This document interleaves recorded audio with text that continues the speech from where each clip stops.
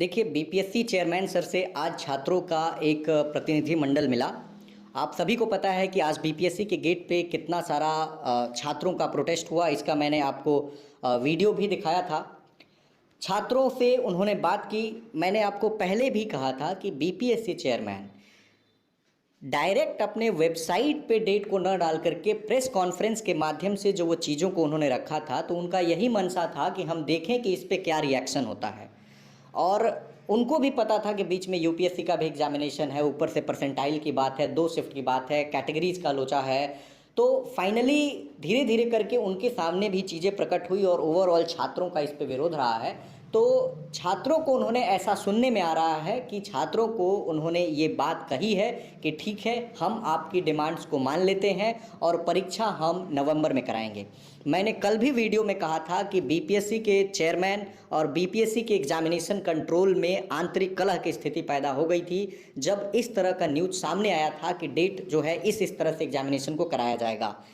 तो अब जो है स्थितियां कुल मिला के ऐसा बन रहा है स्थिति कि परीक्षा जो है वो आपकी नवंबर में होने जा रही है। बट डिस्क्लेमर ये है कि जब तक ऑफिशियल वेबसाइट पे चीज़ें नहीं आ जाती हैं तब तक आप जो है अपनी जो भी रूटीन से आप पढ़ाई कर रहे हैं उसको कंटिन्यू रखना है।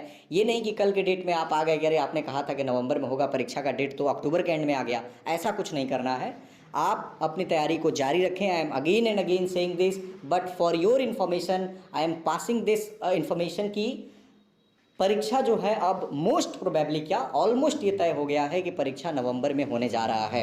आई कैन अंडरस्टैंड कि इसमें बहुत सारे छात्र होंगे जिनको ये परेशानी होगी कि ठीक है डेट टल गया, 1 से सवा महीना करीब मान के चलिए डेट टला है, ज़्यादा नहीं, एक यानी कि अक्टूबर बीच का महीना, हाँ सवा महीना करीब डेट टलेगा आपका। बट इसके साथ आपका फ़ायदा ये होगा कि उन्होंने एक शिफ्ट में कराने की बात कही है और कोई परसेंटाइल का नियम लागू नहीं होगा उसमें। तो ये जो लक फैक्टर वाली सिचुएशन थी, कैटेगरीज के साथ इनजस्टिस वाली सिचुएशन थी, वो सिचुएशन अब नहीं रह जाएगी।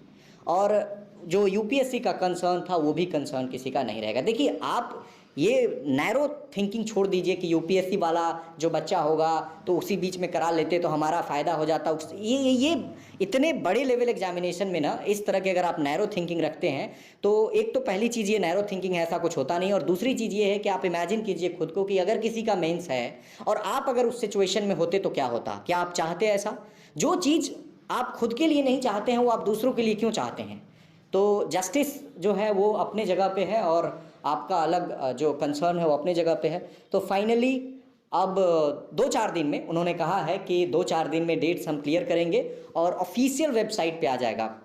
कल मैंने एक न्यूज़ देखा था कि उसमें जो एग्जामिनेशन कंट्रोलर हैं वो आपको पता है कि वो बीपीएससी से हैं, तो उनका प्रमोशन हो गया है आईएएस में, अब वो आईएएस बन गए हैं।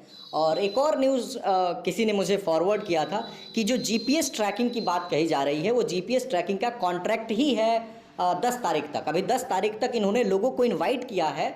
इन्होंने बात कही थी ना चेयरमैन सर ने कि हम जीपीएस ट्रैकिंग लगाएंगे, तो उसके लिए कौन कौन सी कंपनीज है उसको उन्होंने इनवाइट ही किया है कि आप आइए। तो 10 तारीख तक तो ये कॉन्ट्रैक्ट ले रहे हैं, उसके बाद वो लोग सामान को प्रोवाइड करेंगे। तो इतना आसान नहीं था इनके लिए ये एग्जामिनेशन करा पाना इतने शॉर्ट ड्यूरेशन पे, जब ऑफिशियल वेबसाइट पे नथिंग इज देयर।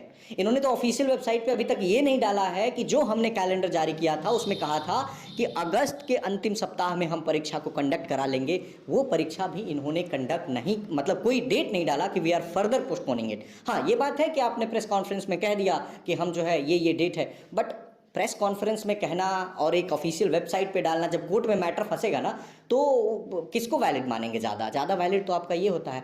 तो एक चीज़ फ़ायदा होगा कि कोर्ट केस के काम से बच जाएगा। ठीक है, सवा महीना बीपीएससी लेट ही सही, बट इतना तो फ़ायदा होगा ना कि ये मैटर जो है और नहीं खींचेगा, क्योंकि जिसका नहीं होगा वो पक्का कोर्ट में केस करेगा कि खेल के बीच में खेल का नियम को इन्होंने बदल दिया। आपने अगर महाभारत देखी होगी तो महाभारत में जो अभिमन्यु का वध किया गया वो क्या था? वो बिल्कुल खेल के नियम के विरुद्ध था।